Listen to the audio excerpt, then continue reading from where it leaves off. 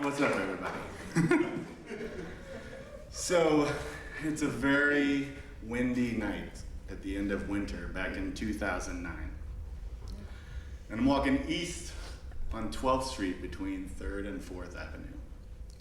And there are these two college chicks sitting out on their dorm. So I slow my pace a little bit and I just check them out. And about 15 or 20 feet later, there's this big slap. And a big plank of plywood smacks down the sidewalk right in front of me. It's probably by 6 foot by 4 foot. It has screws sticking out and everything. And I just freeze and I'm like, where'd that come from? And I do a little look around, I can't see where it came from. I see that it's blue. And I finally spot across the street on the south side of the street, about 4 stories up, there's a hole in this construction scaffolding where this piece of plywood had blown loose from. So it had blown loose and fallen 4 stories and blown across the street and landed about 1.5 feet in front of me. And all I can think to myself is, that was close. And I just kind of continue on with my night, and that's very indicative of my life at the time, because I didn't really have any consequences. Nothing really bore much gravity for me. But fast forward 4 months and there's kind of a topsy-turvy-ness to my life, and there's a lot of consequences going on. I have no work because of the economic shit that's going down, and the realness of life in general, but also my relationship with my then girlfriend Kate, it's kind of bearing down on me. And I'm kind of been carrying around these good intentions of proposing to her. It's really been weighing me down. And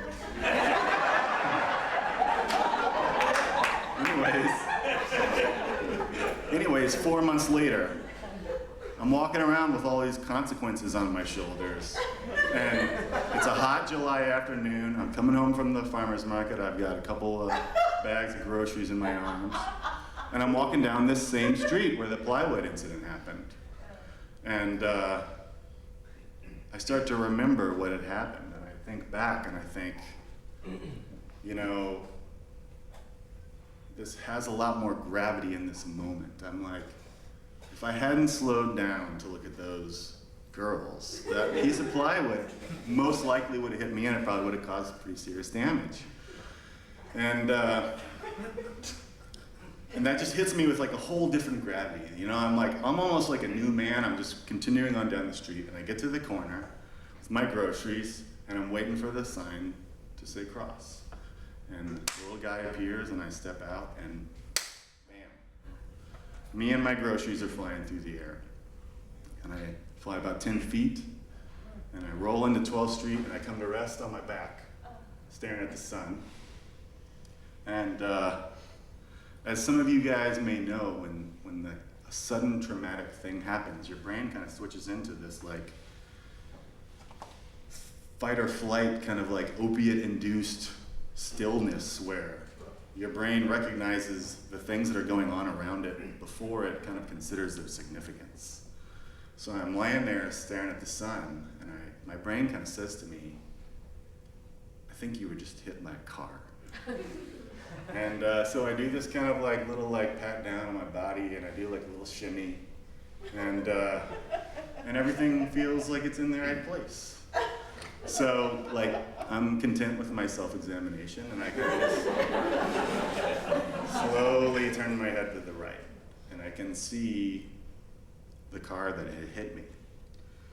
And I am just hit with this flood of anger, just intense anger. And all I can think about at that point is this, I can picture it now, this celery salad I had had for lunch that day. And I don't know where I had that celery salad, but I remember eating it, looking into it, thinking, this is fucking awful. This is the worst thing I ever eaten. And I finished it anyways. And proceeded on with my day my life was just gonna go on. So I'm staring at that car and all I can think about is that celery salad. So I look back towards the sun And then I look a little bit to the left. And I see there in the street on my left is my watermelon I had gotten from the farmer's market, and it's broken on the street. And I'm just like, my emotions just do this. I'm just, all of a sudden, all I feel is sadness.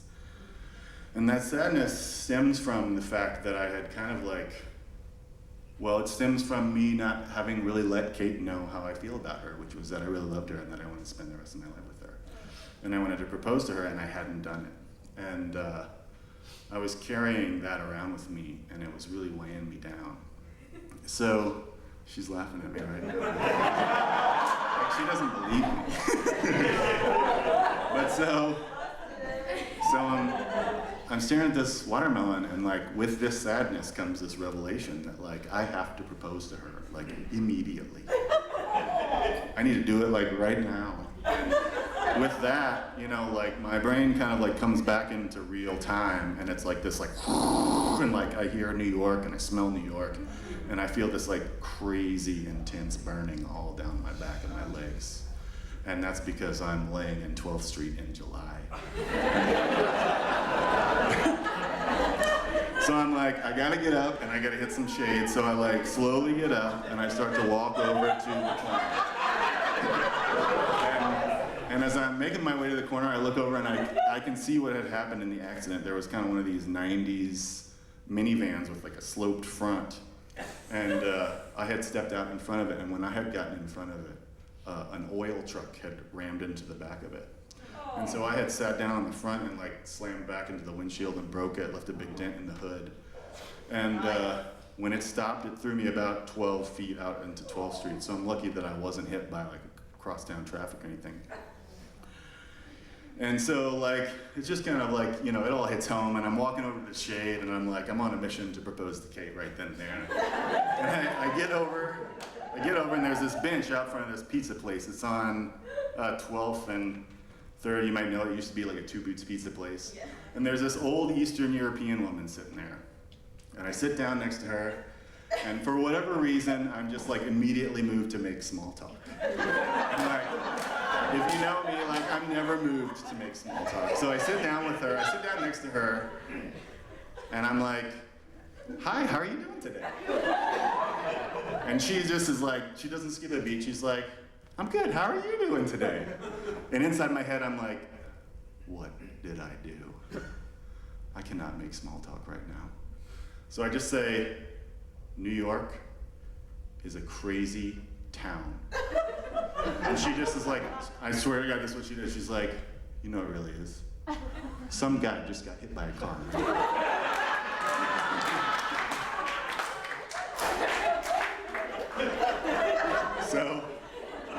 So I pull out my phone, and I'm like, you know, dialing Kate, and like, it's like, ring, ring. But like she picks up, and like before she can say anything, I'm like, baby, I'm okay. I get hit by a car, but everything's okay. I'm totally fine, but I was hit by a car. Silence. And then she's like, honey, I'm in a meeting right now. So to me, I'm like, all right, you know, like I don't need to rush into any big decisions or anything. Like I can just sit there, I can go with it if I need to. And so, about that time, a couple firefighters come over. They start like firing questions at me. They're like, are you okay? Are you blah, blah, blah, blah? Are you sure you don't want to get checked out? And I'm like, I'm fine. I just want to go home. And they're like, okay. And then I feel this like whoosh in my stomach. And I'm like, I know exactly what that means. And I'm like, guys, I'm totally fine, but I am about to faint. But I'm fine. I'm just going to faint, and this is like a normal thing. And then I faint. And when I wake up, I'm like strapped down to this big orange board, and my head is secured, and they like throw me in an ambulance and rush me to Bellevue, which if you haven't been to Bellevue, it's a pretty interesting place. And they like rush me into the trauma center, and they like slice all my clothes off me, and there are all these people around me like with all these machines and doing all these tests, and then finally they're like, he's okay. And then they just like drape a hospital gown over me, and they roll me to like the waiting room at Bellevue, which is an eclectic place to say the least. And so I'm lying there naked, and I have to say to you that once you have made the decision within yourself to like take a leap and propose to someone, the time between making that decision and actually doing it is immense. So like that they like ran a bunch of tests and cut my clothes off me and then just left me in a room naked. It was like the worst possible thing you could do at that time in my life. So I'm just lying there and I'm devastated and I'm just waiting. All I want is a hug from Kate. I'm kind of like, I put the proposal on the back burner after the call. And like, I want to see Kate, I want to hug her, and I want to tell her I love her. And so I call her, I tell her I'm at Bellevue, and like she flips out. She didn't realize how serious it was. She rushes over, she gives me a hug, whatever. That was that was kind of the end. There's not like a tight end, but I would say we go home, and 3 things came from that day. 1, I never walk down 12th Street anymore. 2, I have never eaten an unsatisfactory salad for a meal. And 3, 2 weeks later, I proposed to Kate at KFC, and we've been happily married ever since.